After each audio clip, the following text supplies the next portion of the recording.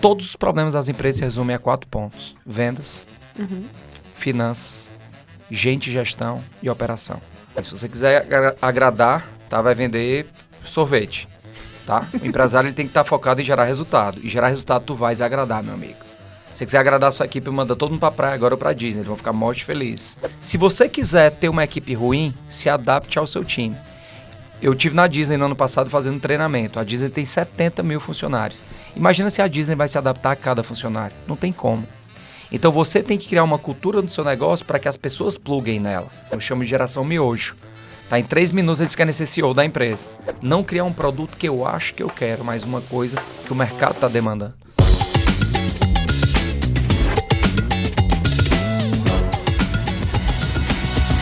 Sou Marcos Freitas e o Hotmart Cash começa agora.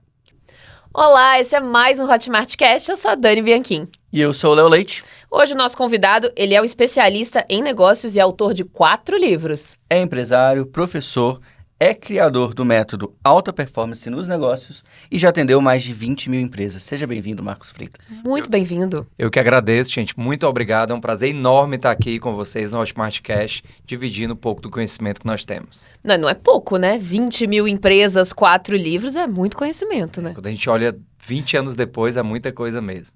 E como é que começou essa jornada aí? 20 anos atrás, como é que você entrou nesse Cara, eu meio? comecei com 18 anos, minha mãe me deu um livro. Ela teve um início de depressão e ela olhou para mim e falou: meu filho, a partir de agora eu vou te dar um livro. E o nome do livro era Te Vira. Era um livro imaginário, não tinha livro.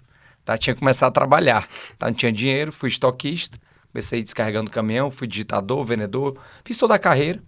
Peguei uma empresa como gerente que faturava 500 mil, quando eu saí como diretor faturava 500 milhões. E há 8 anos eu pedi demissão, porque eu vi uma brecha no mercado de que empresas poderiam crescer através de conhecimento. Que o médico estudava medicina para ser médico, o advogado direito e o empresário só queria ser desenrolado. Eu chamo do Rambo, né? Para quem mais coroa, lembra do Rambo. Então o empresário, ele pega uma faixa, a faca, a bota e vai. E eu vi que dava com metodologia para ajudar a crescer. E aí de lá para cá foram 80 edições do Alta Performance dos Negócios, que é o nosso treinamento, mais de 20 mil empresas atendidas e atualmente um grupo de mais de 150 empresas que nós fazemos projetos de consultoria. Uau, incrível. Isso veio natural para você, essa virada, né? De tantas profissões estudam para poder fazer, executar da melhor forma, o empresário também deveria ter ali um conhecimento de base. O que você estudou também para ter essa abertura de portas, vamos dizer assim? Isso é legal, porque eu sou formado em administração e marketing não vale de nada, tá? Porque o marketing mudou muito. O marketing mudou muito e a administração não me ensinou a ter uma empresa. Então, assim, eu estudei muito a prática. Eu vivi na prática, né? Ninguém me contou como é que a gente saiu de 500 mil para 500 milhões. Eu estava lá. Eu comecei com 4 pessoas no meu time e saí com 700 pessoas. Uau. Eu criei canais comerciais do zero. Eu fiz planejamento de milhões de reais do zero, gerindo 70 gestores. Então, foi muito conhecimento prático. Só que nessa jornada, como executivo de 15 anos, nós passamos por várias consultorias, nós passamos por vários treinamentos. Então, a empresa cresceu porque os donos tinham muita sede de crescer e de pedir ajuda. E eu olhava para os concorrentes, eles continuavam no amadorismo. Então, o brasileiro é muito criativo, é muito aguerrido, mas ele é pouco preparado. Então, acho que o principal estudo mesmo foi o estudo da prática, ali de ter vivido a empresa crescer e saber que trazer mais gestão profissional para uma empresa poderia ajudar. Afinal, uma empresa só tem 2 caminhos, ou ela segue o caminho do amadorismo ou da profissionalização. Tá? E tá tudo bem, mas o caminho que você seguir vai ser o resultado que você vai ter. Legal. E Marcos, você fala que o empresário ele é um professor e ele é responsável por formar pessoas. Quem que foram os seus professores? Quem que te ajudou a seguir esse caminho de tanto sucesso? Cara, que pergunta fantástica. Todo mundo teve um chefe, não sei se pode falar palavrão aqui. Pode, tá? à vontade. Todo mundo teve um chefe filho da puta. Eu tive alguns chefes filhos da puta. Só que hoje eu agradeço aos chefes filhos da puta. Porque aqueles filhos da puta me desenvolveram, me ajudaram muito. E o que era o chefe FDP, né? Pra parar de falar esse nome. Era o cara que exigia demais, cobrava demais. Na época eu não entendia, ficava puto. Mas eles me forjaram no fogo. Então eu tive bons professores, bons gestores que me ensinaram o que deve ser feito. E tive péssimos gestores que eu também aprendi sobre o que não deve ser feito. Eu tive também alguns professores, né? Eu gosto muito de biografia. Quando você vai ler ali a história do Steve Jobs, do Elon Musk, do Jeff Bezos, são caras que têm negócios diferentes, mas têm uma mentalidade muito parecida. Tá? De não seguir modelo, tá? De não olhar para concorrente, tá? De ser cara que dita ritmo, de não estar muito preocupado se está agradando ou não a equipe, mas está muito preocupado no crescimento e desenvolvimento do negócio das pessoas. Então, principalmente eu gosto dessas 3 referências, tá? E também gosto muito dos gestores que eu tive na minha vida profissional. É aquele ditado, né, das adversidades, né? Eu não sei, não tô lembrando do Tem ditado. Mas... aquele ditado que é mar calmo não faz marinheiro bom. É isso. Então, você lidar com essas diversidades, às vezes com chefes mais exigentes, não tão legais, te ensinam muita coisa, né? E muita gente que acompanha aqui o podcast são empresários em formação. O que você compartilharia de dicas para essas pessoas que estão começando nesse caminho de serem lideranças? Porque o empresário, ele é uma liderança de um time ali em formação, né? O que você daria de uma dica para essas pessoas? Legal. E, primeiro, é não querer agradar ninguém. Se você quiser agradar, tá, vai vender sorvete, tá? O empresário ele tem que estar focado em gerar resultado. E gerar resultado tu vai desagradar, meu amigo. Se você quiser agradar a sua equipe, manda todo mundo pra praia agora ou pra Disney. Eles vão ficar mortos felizes. Então, esse não deve ser o primeiro ponto. Esse deve ser um ponto importante. A missão da minha empresa é tornar outras empresas mais felizes, unidas e lucrativas. Então, esse novo empresário ele tem que entender que o primeiro ponto que ele tem que pensar é para onde ele quer levar a empresa dele. Hoje a empresa dele está exatamente aonde ele trouxe com tudo que ele fez de certo ou errado. Mas o empresário tem que ter a visão do próximo passo. O empresário tem que ditar o ritmo. O empresário tem que trazer para dentro da empresa pessoas alinhadas com a cultura, dar ferramenta e cuidar bem dessas pessoas. Cuidar bem delas. Só que cuidar bem nem sempre é passar a mão na cabeça. Cuidar bem também é mostrar que aquela pessoa tem um potencial que muitas vezes nem ela acredita. Cuidar bem é reconhecer quando a pessoa precisa. Eu tenho um motorista particular e eu sou bem duro com ele, porque eu estou desenvolvendo ele. E hoje no almoço eu cheguei para ele e falei, negão, vem cá, olha aqui para mim. Aí ele olhou para mim todo assustado. Falei, você sabia que você é uma ótima mão de obra, que eu adoro trabalhar com você? Dei um abraço nele. E eu vi a lágrima descendo. Então, pequenas ações também de reconhecimento fazem o time plugar. E eu fiz isso genuinamente, tá? Genuinamente. Ele é um cara bacana, legal, e eu tô sendo o FDP com ele, que foram comigo também no processo de formação, só que eu não tinha um reconhecimento, e eu sei que só bater não desenvolve. Você precisa, sim, validar as pequenas coisas que seu time está fazendo, porque as pessoas sendo reconhecidas, elas vão querer entregar mais dentro do teu negócio.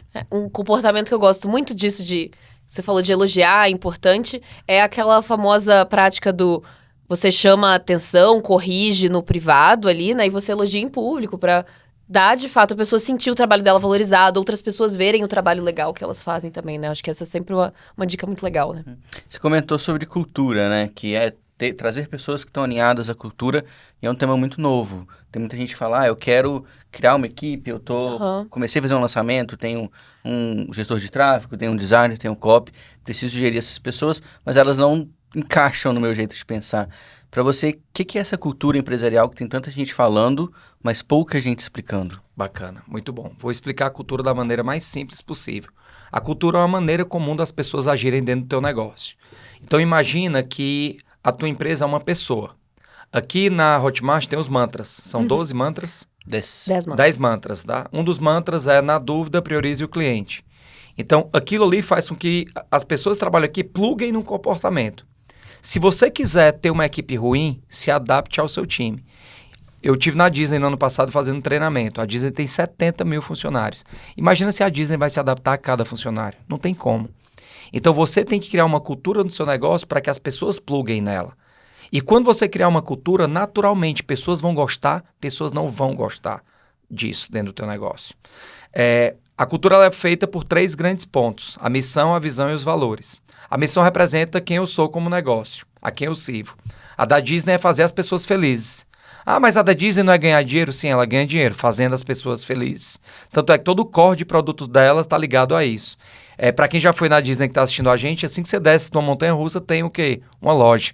Tá? Porque as pessoas estão rindo, vão comprar ali uma orelha do Pateta, que nunca mais vão usar, mas vão comprar. Então, primeira parte, quem eu sou e a quem eu sirvo. Segundo ponto da cultura, para onde nós vamos. As pessoas que, principalmente talentos, querem saber para onde essa empresa está indo. Eu fico pensando quem começou aqui na Hotmart, olhando e pensando, cara, eu estou numa empresa que está em vários países, crescendo, avançando, o quanto dá tesão fazer parte de uma história. E o terceiro ponto são os mantras, na minha empresa a gente chama de valores, tá? Que são os comportamentos que você não abre mão. Então, se você tem, dentro aqui da Hotmart, um dos mantras que é, na dúvida, priorize um cliente, e eu tenho um funcionário que nunca prioriza o cliente, ele está quebrando o mantra, ele está quebrando o modelo. Então, ao invés de eu me adaptar e aceitar que aquela pessoa faz aquilo, eu preciso defender, não aceitar mais e romper. Porque tudo que você permite de errado hoje na sua empresa vai se tornar a cultura de amanhã dentro do teu negócio. Eu imagino que um dos desafios de você implementar uma cultura é você lidar com equipes muito diversas, até num sentido geracional, né? Porque quando a gente tem muitas pessoas da geração Z, né, entrando no mercado de trabalho agora. O que você tem visto de mais desafios ao tentar ao trazer essas pessoas, né, para o mercado? Legal. A pessoa mais jovem da minha empresa tem 18 anos e o mais velho deve ter 50 e alguma coisa. Então, eu vivo isso dentro dos meus negócios. Tá? 60 anos, um grupo aqui de 110 pessoas. A dica que eu dou para vocês é não pense em tratar diferente. Eu sou muito da linha e um dos valores, um dos mantras da minha empresa é nós temos orgulho de sermos diversos. O que isso quer dizer? Eu não vou te diferenciar por cor, por sexualidade, por geração, porque você é Lula ou Bolsonaro. Para mim, você é ser humano. Então, nós vamos te tratar como gente. As tuas preferências são um direito seu, da sua vontade. Então, quando eu começo a segregar demais a geração, a sexualidade, a raça, eu vou ter um problema de gestão dentro do meu negócio. Então, nós optamos e preferimos tratar igual. Mas aí, sendo específico na tua pergunta, e a dica é trate igual. Mas essa geração, quais são os problemas? Primeiro, imediatismo. Eu chamo de geração miojo. Tá? Em 3 minutos eles querem ser CEO da empresa. Tá? Então, tem que tratar o imediatismo. Eles querem crescer muito rápido. Eu tenho uma vendedora que esse mês ganhou 30 mil reais na minha empresa. Uma vendedora que está comigo há 7 anos. Ela começou ganhando 3. E eu tenho um vendedor que há 3 meses agora pediu demissão, porque em 3 meses ele não ganhou o que ele acha que ele merece. Então, 3 meses não deu para plantar nada. Então, essa geração, ela sofre com o imediatismo. Então, eu vou precisar ser um pouco mais próximo nos feedbacks, trabalhar as ambições, trabalhar os caminhos e ajudar no controle da ansiedade para mostrar que as coisas têm um passo, têm um processo para que você cresça. O bom que tem a equipe sua também aqui acompanhando, são geração Z também já estão ali antenados, né? E as crianças estão ali, ó, escutando. Tá vendo? Ó, não é o imediatismo. Sobre essa parte de começar a compartilhar isso com o mercado, né? Você é uma pessoa que está ensinando como um empresário pode ter uma performance, pode formar equipes. Como que você definiu agora, depois de ter feito essa empresa sair de 500 mil para 500 milhões, chegou o momento de compartilhar isso com outros empresários? Quanto foi esse clique? Cara, o clique foi quando eu pedi demissão dessa empresa, que eu saí. A minha esposa tinha 5 operações de restaurantes que eu tinha colocado para ela. E eu fui fazer uma consultoria. Uma empresa me chamou, era um escritório de advocacia. E o dono olhou para mim e perguntou, o que é que você entende de advocacia? Eu falei, nada. E ele, o que é que você está fazendo aqui? Eu falei, mas você está precisando que eu dê aula de direito ou você está precisando de gestão? Então, eu entendo de gestão, eu entendo de planejamento, eu entendo de cultura, eu entendo de indicador, eu entendo de formar time. Então, ali foi um ponto de entender que não é sobre entender do produto. Quantos criadores são muito melhores do que o cara que mais vende hoje produtos fitness? Então, não adianta você ser só um cara que tem um conhecimento se você não tem uma visão de gestão e de empresa. Eu acho que isso é o que está separando hoje os pequenos dos grandes. Os grandes já perceberam que você precisa ter uma visão de produto e uma visão de empresa. Então, o grande clique foi nesse momento. E aí eu peguei outras empresas de ramos diferentes, começou a funcionar, desenhei a metodologia, apresentei no Canadá, Estados Unidos, na Europa, lancei livro da metodologia, patenteei a metodologia e falei, cara, agora eu tenho um método. E eu preciso escalar, porque ficar atendendo a consultoria aqui vai ter um momento de limite, tá? E tanto é que hoje eu atendo mais de 150 projetos de consultorias em uma empresa e 130 projetos de consultorias em outra empresa, porque eu entendi que não bastava só conhecer, eu precisava montar um negócio que não dependesse 100% de mim. Cara, e você compartilhar e você ter um negócio que não depende só de você, que você consegue delegar, isso te torna um empresário melhor? Isso me torna um empresário melhor porque eu exerço o meu papel. E qual é o papel do empresário que eu falei? É você dar a visão e o ritmo. Se eu estou sendo funcionário toda hora, como é que eu vou ter momento para pensar a empresa? Eu não vou pensar, eu só vou operar a empresa. Mas eu quero deixar claro que se você hoje é um empresário que é um funcionário da sua empresa, ok, faz parte. O que você não pode achar é que isso é normal para o resto da vida. Eu chamo da síndrome do pipoqueiro. Tá, o pipoqueiro, ele vai no supermercado, compra a pipoca, empurra o carrinho da pipoca, prepara a pipoca, chega na frente do colégio e diz, olha a pipoca, olha a pipoca, olha a pipoca, entrega a pipoca, recebe o dinheiro da pipoca e continua. Esse cara não pode ficar doente, esse cara não pode tirar férias, esse cara não pode viajar. Então, quem é o empresário síndrome do pipoqueiro? É que se a empresa só roda na mão dele. Então, a minha já aconteceu assim, mas eu tinha uma visão clara que eu precisaria montar um time para começar a sair de alguns pontos, para que eu pudesse hoje ter 4 negócios, amanhã eu estou indo para a China e meus negócios vão rodar. Vou passar 10 dias fora, na Canton Fair na China, e minhas coisas vão rodar. Mas, Marcos, a sua empresa não depende nada de você? Depende. Sim. Hoje de quê? Principalmente da estratégia, da visão, e hoje parte do produto sou eu. Então, eu era 100% do produto, hoje a entrega comigo é 15% a 20%, com a empresa crescendo, algo que quem está começando talvez ache que é impossível. E você trabalha sempre você à frente desses negócios ou em algum momento você trouxe sócios também para, às vezes, compartilhar a responsabilidade? Como é que foi esse processo? Eu já tive sócio dentro dessa empresa e eu não tenho mais. Tá? Hoje eu sou 100% dono do negócio, a minha esposa é a CEO por mérito. Tá? Ela foi consultora da empresa, foi gerente de produtos, foi eleita a melhor gestora e hoje está como CEO para me tirar da parte mais operacional e da batida do bumbo, que é uma coisa importante que você que está assistindo entenda. É diferente você ser dono de ser gestor.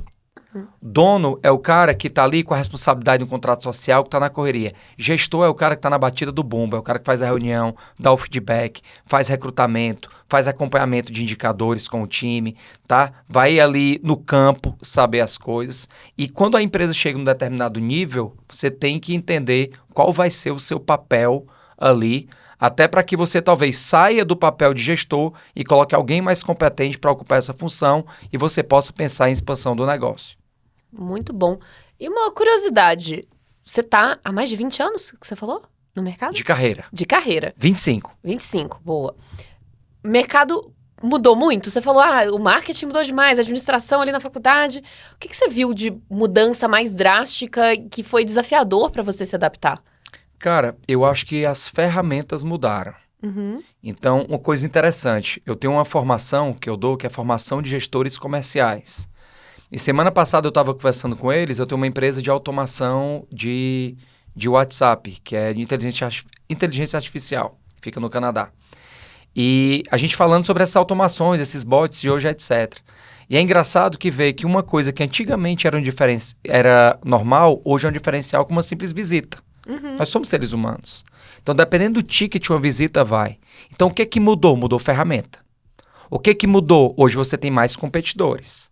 O que que mudou? Hoje é mais democrático ter uma empresa. Qualquer um pode ter uma empresa. Daí, se você vai levantar e transformar no império, é outra coisa. Acho que todo mundo queria ter um Hotmart, tá? Mas poucos vão conseguir. Todo mundo queria ter um Google. Não, poucos vão conseguir. Né? Hotmart ninguém mais vai conseguir. Todo mundo quer ser um McDonald's, mas quantos conseguem? Então, é um desafio constante de melhoria. Mas a base de planejar, ter um bom produto, ter um público-alvo, ter uma cultura, não mudou tanto. A base de gestão é muito parecida ainda. Uma coisa que você comentou antes foi a questão de criar uma metodologia. E isso é uma base quando uma pessoa está criando um infoproduto, né? Quando a pessoa está no Hotmart, o que vai diferenciar o seu curso de bolo do meu curso de bolo? Como que foi esse processo de desenvolvimento dessa metodologia e de patentear essa metodologia? Legal. O desenvolvimento foi com o cliente, cara. Olha que legal. E eu sempre falo, o melhor caminho para desenvolver um produto é com o cliente. Eu tinha uma empresa de imersões internacionais e a gente ia muito para o Vale do Silício. Quando você pega as top 20 mundo, todas elas seguiram essa linha. Não criar um produto que eu acho que eu quero, mas uma coisa que o mercado está demandando. Então, o primeiro produto foi o Alta Performance dos Negócios, tá? Que eu reuni os empresários. E de lá eles mesmos me pediam, Marcos, monta alguma coisa para os meus gestores. E aí eu montei o GAP, Gestores de Alta Performance. Eles montam alguma coisa para os meus funcionários, eu montei o APP, Alta Performance Profissional. E aí depois ele, Marcos, monta um programa de acompanhamento, eu montei o Empresas de Alta Performance, e aí desenhei o método que uma empresa muda de cima para baixo, de dentro para fora, e que a base de um negócio de sucesso é a comunicação entre as áreas, começando o proprietário, com gestores fortes, com o time engajado, orientado para o cliente. E você vê muita diferença para empresas de nichos diferentes ou você consegue ter o mesmo material que atende nichos diversos? Cara, é tudo igual. Sabe o que é que muda uma empresa para outra? O dono. Mas os desafios de empresas, né? Passaram 20 mil por nós, pela nossa empresa. Todos os problemas das empresas se resumem a 4 pontos. Vendas, finanças, gente, gestão e operação.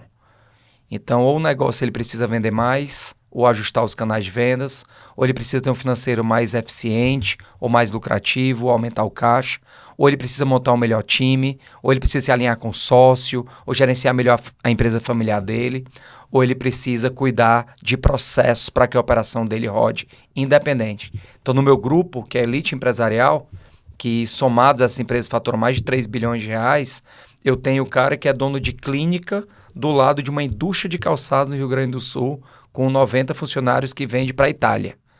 E aí os produtos são diferentes, mas as técnicas de gestão que a gente utiliza são aplicáveis a todo modelo de negócio. Nossa, isso é bem legal, porque isso garante escalabilidade para o seu método, né? Exatamente. Dentro do APN, a gente sempre faz a medição. Então, eu tenho sempre varejos, indústria, serviço e atacado de todo o porte. Quando a gente vai medir, né? E uma dica que eu dou, você que faz treinamento, faça a medição do nível de satisfação do seu cliente, tá? Queira saber o que ele gostou, o que ele não gostou. A gente tem ali, bem palpável, que tem funcionado uma visão mais generalista de gestão aplicada a negócios diferentes. Bom, uma coisa que eu gostei quando você falou mais cedo, de que você vive muito as coisas que você ensina, né? Você viveu na prática. Como é que você reflete isso no infoproduto, considerando que você tem uma equipe, né, que te ajuda a construir também? Cara, é um pouco mais fácil para mim porque eu vivi essas camadas. Então, eu fui o nível mais baixo de uma empresa, eu fui nível intermediário, eu fui alto nível e virei empresário. Então, como a gente viveu ali, é mais fácil. E eu tenho uma linha de trabalho, eu gosto muito de ser transparente com o meu time. Então, se a gente está feliz, todo mundo sabe. Se a gente está triste, todo mundo sabe. Eu não escondo nada. Nós temos reunião mensal que apresenta os números para a turma, todo mundo sabe o que está acontecendo na empresa. Então, acho que o modelo de transparência, ele facilita muito o modelo de gestão. Eu acho que o empresário tem que entender que o time não é inimigo. E sempre é visto uma visão da empresa muito verticalizada, onde eu mando, você obedece. Eu não curto essa linha. Eu digo para os meus colaboradores que eu sou colega de trabalho. Cada um na sua função, cada um na sua importância dentro da empresa. Tá? Às vezes eu brinco com eles que eu sou o Luan Santana, só que o Luan Santana não faz show se não tiver alguém vendendo ingresso, montando palco, vendendo cerveja. Então, ou seja, eu não vale de nada se não tiver essas pessoas preparando. Né? Ninguém faz um show, tá? Se você não tiver ali toda uma base de preparação, onde todas as pessoas da empresa são fundamentais, extremamente importantes, e elas têm que saber disso. Elas têm que saber que são peças-chave dentro da engrenagem e não tem ninguém maior ou melhor do que ninguém dentro da empresa. Dentro dos seus alunos que fazem parte dessa metodologia, o que você já viu de transformação que fala, nossa, saiu uma empresa amadora, agora sim profissional, e você vai confirmando e aprendendo com esse método que você desenvolveu? Ah, cara, legal. Tenho vários vídeos, a gente chama de uma série Heróis do Brasil. E aí eu vou de casos mais radicais aqui do cara que tinha 90 funcionários, reduziu para 70 e aumentou o faturamento em 30%. Então ele foi mais eficiente, ele estava inchado. Nós tivemos casos de empresas que fecharam porque precisaram ser refundadas, porque estava tão ruim o negócio. Então volta a estaca zero, levanta, e a gente viu essas empresas levantando.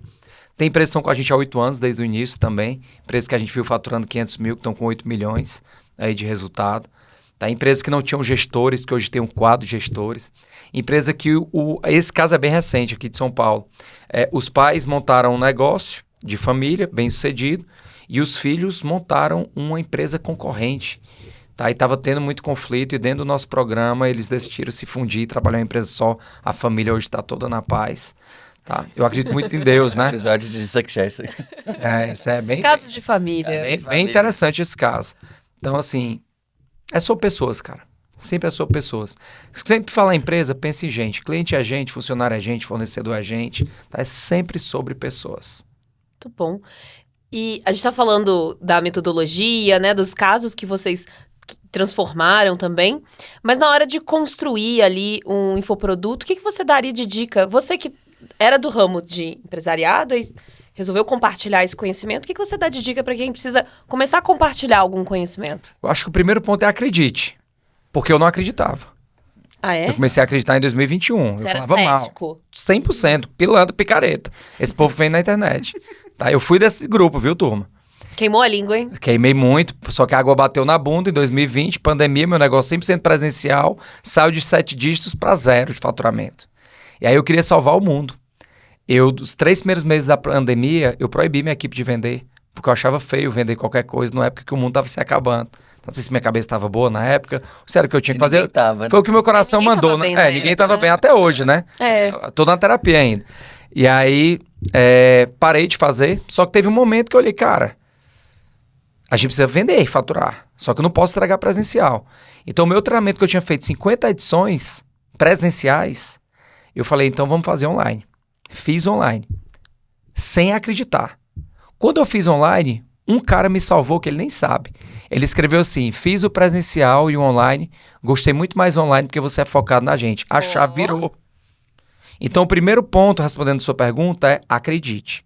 Segundo ponto, comunicação não é sobre o que você fala, é sobre o que o outro entende. Então, se preocupe menos com o que você fala, se preocupe mais com o que o outro entende, com a transformação que ele vai ter.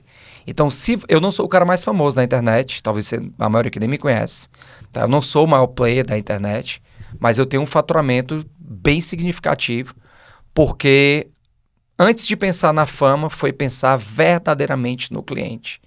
Então, antes de você pensar no seu interesse financeiro, ajude, transforme, que como consequência, o cara vai comprar, vai dar certo, tá? E siga em frente aí. Principalmente porque hoje o mercado está bem competitivo, muita gente ofertando. Sim. Tá? Aí o pessoal diz, tem muita gente queimando o mercado, mas a medicina também tem, na oficina mecânica também tem. Se você é bom, se você é bem intencionado, se você transforma, você vai ter o seu lugar ao sol. Perfeito. Eu acho que, além de tudo, você precisa ter uma marca individual também muito clara, né? Para você se destacar no meio desses tantos players, você precisa deixar a sua individualidade com bastante destaque. Esse é um ponto muito importante que eu oscilei muito nesse tempo. Eu era o Marcos Tiro Porrada Bomba, tá? Então eu era um cara muito mais explosivo na internet e a minha audiência era muito maior. Só que eu trazia muito hater. E eu não curtia muito ter o hater. Só que não tem como não ter hater, tá, gente? Quanto mais crescer, mais vai ter gente idiota aí aparecendo falando besteira. Mas você vai entender que o que ele tá falando é sobre ele, não é sobre você. Então, hoje um grande desafio que eu tenho é ter clareza desse posicionamento. Só que não posicionamento artístico. O que é um posicionamento artístico? Que eu vou encarnar um personagem nas minhas redes, porque isso, na minha leitura, não se sustenta. Então, eu escolhi ser o empresário da vida real. Então, eu sou esse cara, eu sou mais simples, a minha linguagem é mais simples. Eu sempre fui mais simples na minha linguagem. Dificilmente você vai me ver numa Porsche ou num avião e tá tudo bem, tá tudo certo, tá? É um método que funciona muito a ostentação. A gente sabe que gera desejo e faz mais que as pessoas compram. Mas como eu, no dia a dia, não sou esse cara, eu escolhi seguir uma linha mais confortável para mim, que é a linha de que eu sou eu. Tá? E eu sei que eu perco muito com isso também, tá? Então não sigam também muito esse modelo, não. É o meu jeito de ser. Mas aí você atrai a audiência que tá interessada nesse mesmo tipo de... Quando eu pego o meu grupo de 130 clientes, que é o grupo principal, paga 200k ano, eu olho pros caras, eles são casados. Estão na casa dos 40 anos. São barrigudos também. Então, é engraçado. Você é a sua persona, Você é a sua persona. Muito engraçado. Tem filhos, são do mundo real também. Tá? Uma vez meus clientes chegaram e disseram, olha, você tá mudando para Alphaville, eu sou de Fortaleza. Você tá mudando para Alphaville, mas se tu começar a atacar um Blaze, botar fotinha de avião e de helicóptero, eu nunca mais compro contigo, viu? Muito bom. Eu gostei muito quando você tava falando de eventos presenciais, antes da pandemia e tal, porque é uma coisa que tem voltado agora, né? Você tem pensado em retomar mais? Eu nasci nesse mercado. Hoje o meu principal negócio é nesse mercado. Então, eu já estou pensando em voltar mais no digital, porque isso é interessante. Antes da pandemia, muita empresa não conseguia vender no digital. Quando você não tem opção, você vai e vende no digital. Quando passa a pandemia, todo mundo tem uma tendência natural de voltar ao modelo que você fazia antes. Então, hoje, basicamente, 100% dos meus produtos têm sido presenciais. Mas até hoje, aqui conversando com a minha gerente de contas da Hotmart e vindo para cá de novo, respirando esse ambiente, eu fico pensando, cara, ano passado eu tinha um produto online que eu faturei 10 milhões de reais que eu desativei esse ano. Por quê? Porque na minha crença, voltando, porque o presencial é melhor do que o online. Só que essa é uma crença burra e estúpida da minha parte. Por quê? Porque quem escolhe o canal que ele vai comprar é o cliente. Então, tem gente que quer o presencial, sim ou não? Com certeza. Claro. Tem gente que é online, sim ou não? Então, eu tenho que ter os dois. Eu tenho que abrir a opção e dizer, cara, eu tenho os dois, quer? Os dois. Então, é um ponto para eu rever mesmo, mas é um pouco de zona de conforto. Montei sede grande também, e aí quero ver a sede cheia, lotada. Mas, quando você olha para a DRE, nunca vai comparar o resultado de online para o presencial. Tá? É muito mais lucrativo, muito mais escalável, alcança muito mais pessoas do mundo todo. Né? De repente eu vi clientes vindo do Japão, me veio Estados Unidos, Portugal, que me conheceram do online. Então dá para ter os dois. Sim, sim. E uma dúvida, você tinha essa operação muito forte no presencial, a pandemia forçou você a ir de supetão para o digital, né? Tinha uma resistência, mas acredito que hoje você tem clientes que chegam até você falando, então, eu sou uma empresa presencial e quero ir para o digital. Qual que é o caminho que você indica agora? Que a gente está um pouco mais tranquilo, né? Não precisa ser tão rápido. O caminho de uma empresa que é do mundo físico, quer ir para o digital, o que eu sempre indico é monte uma equipe separada. O que acontece? Imagina que eu jogo vôlei e quero jogar basquete. Só que eu vou pegar os mesmos jogadores de vôlei para basquete. Não vai rolar. Porque eu jogo vôlei ou basquete. Então, assim, são negócios diferentes, cara. Eu fui gestor de uma operação, dessa que eu falei dos 500 milhões, eu cuidava de 40 lojas de varejo. E eu cuidava também do atacado, indústria, serviço, jurídico, etc. e o canal online. Enquanto não separar os times e ter meta separada, visão separada, e eu estou tendo um insight para o meu negócio agora, tá, da minha unidade 100% focada no online, o negócio não vai rodar. Então, o cara ele tem uma loja de varejo de sapatos que ele é acostumado a vender com o cliente entrando. Ao invés, aí ele quer ir para online, o que é que ele faz? Ele pega a mesma vendedora para fazer um puxadinho para crescer no online. Não cresce. São estratégias diferentes, públicos diferentes, às vezes precificações diferentes. E se eu não colocar força, foco, energia nisso aqui, dificilmente vai acontecer e aí os caras vão se frustrar. Por isso que eu falei que muita gente na pandemia conseguiu vender no online. Por quê? Porque ele concentrou 100% das energias lá. Quando a porta abriu e acabou a pandemia, foi o que as pessoas fizeram? Voltaram para a zona de conforto, né? E eu tô até tendo uma reflexão aqui. Muito obrigado. Terapia, ótimo. Uma terapia aqui, né? O caso de família real. Muito bom. E aproveitando esse momento, reflexões e tudo, o que você vê de próximo passo para o seu negócio, para suas empresas? Essa pergunta é muito interessante também, porque eu, como hoje, numa posição que eu tenho uma equipe muito grande, é onde eu gasto meu tempo. Então, na minha sala eu tenho um quadro branco e eu adoro ficar escrevendo o futuro da empresa. Então, a resposta é não sei. Tá? Até 2028, nós temos clareza que nós seremos a maior referência no país de consultoria e treinamento para a empresa, está bem claro. Que nós teremos 1.000 clientes de recorrência, tá bem claro. Hoje nós temos 150 de high ticket. Tá? Então, eu tenho as métricas claras, só que o caminho, o como, aí é testando, mudando e trabalhando. Então, eu tenho o alvo. O alvo está claro. O como, ele está sendo testado, aperfeiçoado e melhorado. Vai descobrindo. Já tem 80%, né? A gente pergunta para os clientes que ainda estão iniciando, quanto você quer vender no seu digital? Não sei. Eu tenho bem clareza dos números. Na minha empresa, quando você entra, tem a nossa linha da vida, e na linha da vida já tem lá 2028, falando do alvo, e é onde eu estou agarrado. Isso é um ponto legal para você que está assistindo. Muitas vezes você não está tendo performance porque você está olhando para hoje. Você tem que olhar para onde você quer chegar. Você tem que olhar para o destino. Porque onde você está hoje é onde você se colocou. Competente ou incompetente. E onde você quer chegar, você vai precisar fazer muitas coisas que você não está fazendo hoje. Perfeito. Tá? E você vai precisar aprender coisas novas. E você que é empresário tem a humildade estratégica de estar aprendendo. Sente sua cadeirinha como professor, como aluno. Porque nós que somos professores, às vezes falta essa humildade. E aí um ponto extra aqui é que acho que a maioria do público aqui é um creator, né? Um criador de conteúdo, ou de todos os tipos. Mas se você é creator, você tem que entender que você não deve fazer treinamento só de copy, tráfego, social media. Você precisa ter treinamento, fazer treinamento de empresa. Total. Porque você tem um negócio.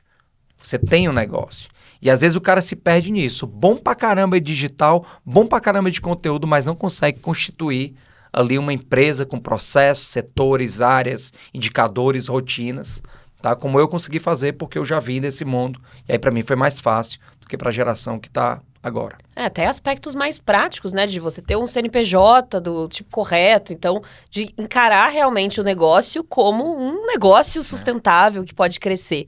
Então, acho que isso também é uma coisa que muitas pessoas que estão começando no mercado enxergam como uma renda extra e não percebem que estão construindo algo que poderia ser duradouro se elas aproveitassem e se planejassem dessa forma, né? Igual você está trazendo. Tu sabe por que isso acontece? É porque é mais difícil ter uma empresa. Com certeza. É mais difícil ter uma empresa. Por que é mais difícil ter uma empresa? Quando eu sou um criador que eu faço tudo, só depende de mim. Então eu tenho total controle sobre a minha ação. Quando eu vou montar uma empresa que eu preciso ter um cara no financeiro, um cara no marketing, um cara no digital, um cara no comercial, eu já passo a não depender só de mim. E aí é onde mora a tua necessidade de aprender sobre negócio. Tá? Aí você vai ter que entrar na tua tributação correta, você vai ter que ter o teu CNPJ, teu contrato social, você vai ter que separar a sua conta. Então, eu sempre separei quanto é que eu posso ganhar na minha empresa. Então, eu posso ganhar R$5.000, vou ganhar R$5.000. Só que eu não vou ficar tirando ali sempre. Eu tenho um salário na minha empresa. Uhum. Não é mais R$5.000, né? Mas eu tenho um salário, eu tenho data para receber meu prolabore na empresa. E a empresa ela tem que me pagar o que ela pode, não o que eu preciso. Perfeito. Uma coisa que você comentou mais cedo, você acabou trazendo aqui agora um pouquinho também, de você tem metas para o seu negócio para 2028, e você comentou de não olhar com o que você tem agora, mas para onde você quer chegar. E é muito comum, acho que todo mundo aqui no início de ano, né, faz aquelas, minhas metas do ano, aí tá na metade do ano, e aí, você fez alguma? Não, vai dar tempo, chegou o final do ano, você renova a meta, porque você não fez nada, né? Como é que a gente pode, para as pessoas, né, que estão construindo uma empresa, como é que elas podem definir metas de longo prazo, mas que sejam realizáveis, para que elas não fiquem nem com pouca ambição, ou nem viajando demais no mundo da lua? Legal, faz o meu treinamento. Brincadeira.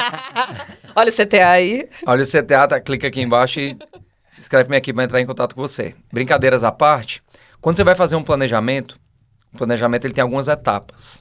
E nessa etapa de meta, eu vou criar uma meta anual. Então, por exemplo, a minha empresa. A meta 1 é faturar 40 milhões, a meta 2 é faturar 50. Então, primeiro eu tenho que chegar na 1. Se eu olho 40 milhões de hoje para amanhã, é muita coisa. Eu não consigo faturar 40 milhões, eu, Marcos Freitas, de hoje para amanhã. Um dia eu vou conseguir, tá? Quando for um Edu Carvalho da vida, a gente consegue, tá? Mas hoje eu não consigo faturar 40 milhões da noite para o dia. Quando eu olho para um ano, já é possível. Então, para não me deixar frustrado, eu vou agora quebrar em quê? Em quarter, vou quebrar em trimestres.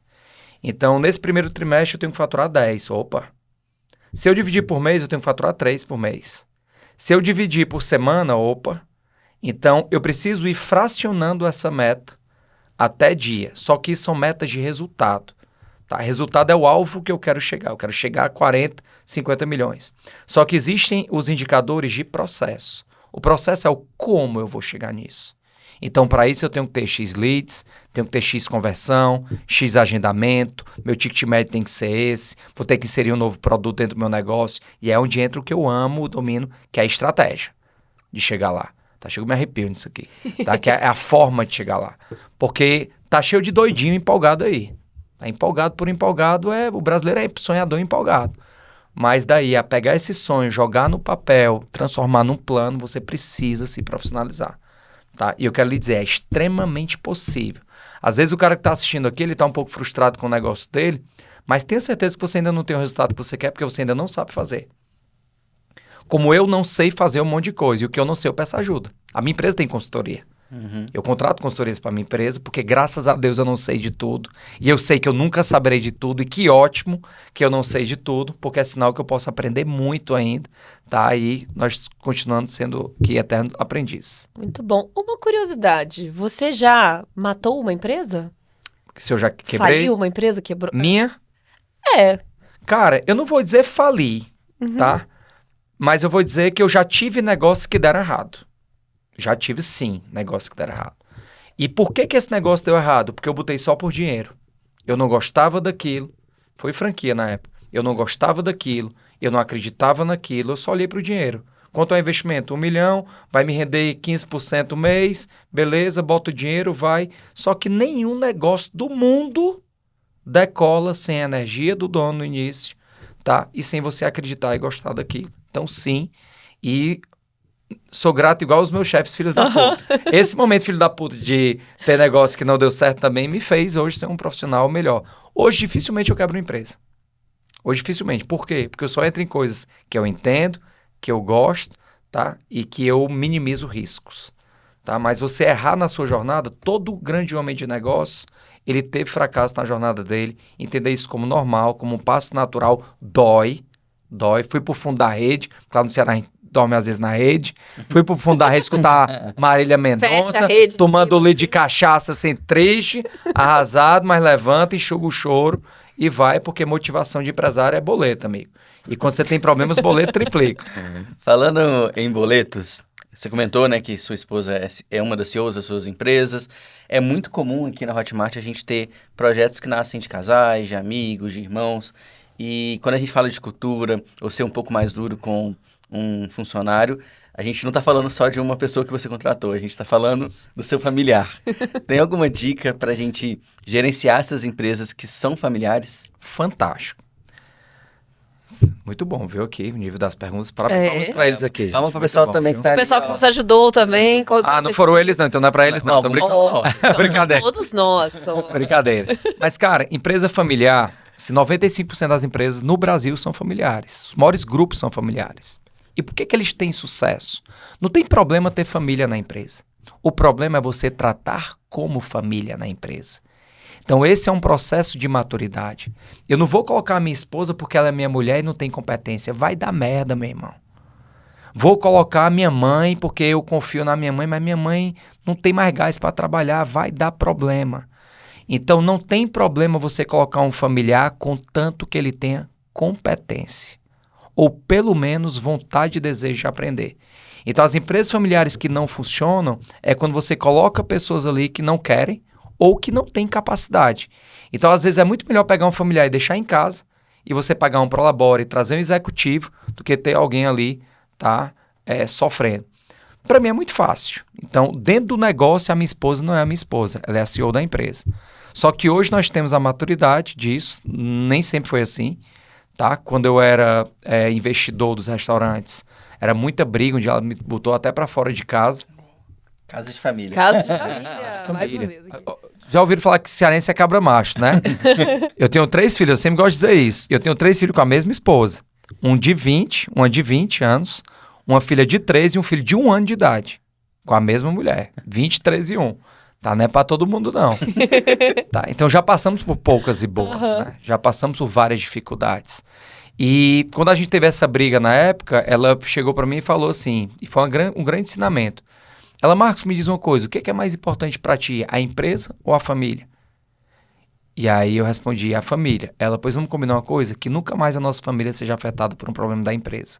E aí virou um mantra da gente. Então, se é uma briga da empresa, é da empresa. Então, no café da manhã, vamos evitar falar de negócio. É difícil. De vez em quando a gente fala. É uma maturidade muito grande. É maturidade que foi aprendido Porque tem que ter humildade dos dois lados. Os dois lados têm que ter essa humildade. Mas não venham me dizer que empresa familiar é mais difícil. Ela torna-se difícil quando você cobra uma pessoa como família e não como executivo que está ali dentro da empresa. E dá para fazer essa separação muito clara na hora de dar um feedback ali numa sala de reunião, várias pessoas, precisa às vezes dar um feedback mais duro, uma crítica mais dura, independente de ser família ou não. Isso é legal também porque vamos somar um pouquinho da conversa que a gente teve. Parte da cultura da minha empresa, dos meus mantras, é total abertura a feedback. E a verdade acima de tudo. Então esses 2 mantras falam o quê? Independente de onde for, se tu errou, tu vai ouvir. Então, se eu estou num evento palestrando para 5 mil pessoas, meu cara de som errou, eu não vou dar o feedback individual, não. Ele vai ouvir ele na frente de todo mundo. Só que a minha equipe é madura. Aí ninguém vai entrar em depressão por isso, ou vai morrer por causa disso. Então, isso tem que ser trabalhado desde o processo seletivo. Trazer pessoas aculturadas. Tem um monte de gente que jamais trabalharia comigo. tá? Porque não gostaria de ser exposto e tá tudo bem, tá tudo certo, é democracia, tá? Você trabalha na empresa que quer e a gente contrata quem a gente quer também para nossa empresa. Mas na hora que eu vou voltar para aquela linha, cara, que para mim ser humano é ser humano. E dentro de uma empresa eu não posso fazer distinção de sexo, de familiaridade, de raça, de religião. Eu sou um cara bem contra isso. Tá? Eu acho que ser humano é ser humano, e ali dentro você tem uma responsabilidade, sendo minha mãe, meu pai, minha irmã, e ali o meu feedback, eu não estou falando da sua pessoa, eu estou falando do seu profissional. E se você não tem maturidade para receber isso, é um problema seu, não é um problema meu. Eu vou falar. Queria saber o que você tem de maior conquista da sua trajetória inteira, como empresário, como educador, o que você mais se orgulha? Da minha família, meu maior patrimônio. Meu maior patrimônio é estar casado há 20 anos, ter uma filha de 20 anos que vai casar, ter uma filha de 13 anos que é bem responsável e ter um filho de 1 ano e meio que eu posso tomar um banho de banheira quando eu chego com ele e brincar com ele e poder viajar com eles. Então, às vezes a gente quer colocar, eu sou um cara mais coroa que vocês aqui, né? Às vezes a gente coloca o trabalho acima de tudo, mas nada vai superar isso aqui, cara. Os negócios é um meio, tá? E eu vejo muito empresário que ele perde a vida dele porque o negócio tomou de conta da vida dele. Tem muito empresário que a empresa tomou de conta da felicidade dele. Isso destrói famílias.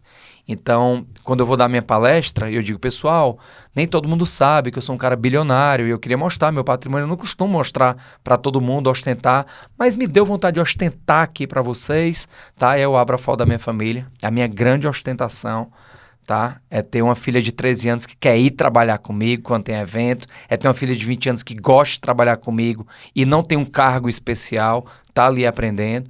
Tá, e tem um filho de 1 ano e meio que quando dá a gente já leva também. E ser, na realidade, uma empresa familiar que funciona. Perfeito. Muito bom, muito legal ouvir um pouco da sua história. E quem quiser conhecer mais, quem ainda não te conhecia, descobriu aqui no Cast, por onde que eles podem te acompanhar nas redes sociais? As principais redes que eu utilizo é o Instagram, Marcos Freitas, @MarcosFreitas, no YouTube também, Marcos Freitas, sempre com conteúdo. E eu convido você, infoprodutor, você criador, para participar de um treinamento de negócio, para sair da visão de produto, participar com a gente para te ajudar na estruturação da tua empresa e fazer que você tenha os resultados que você merece. Muito bom. E temos surpresa também, né, para quem tá acompanhando? Exato. Para você que está assistindo a gente aqui no YouTube, comenta o que você gostou mais, o que você aprendeu mais aqui com o Marcos. A melhor resposta pode ganhar um kit do Hotmartcast. Olha, coisa boa aí, hein? Eu posso dar outro presente também? Opa, Posso claro. acrescentar? A melhor resposta vai ser convidado para um evento de R$15 mil sem pagar nada. Oh, eu vou lá comentar assim que sair também. Me dá uma dica aí do que vocês acharem uma boa resposta pra eu ir lá. Quem vai escolher são vocês a resposta. Opa! Olha a resposta. Não, que responsa, hein?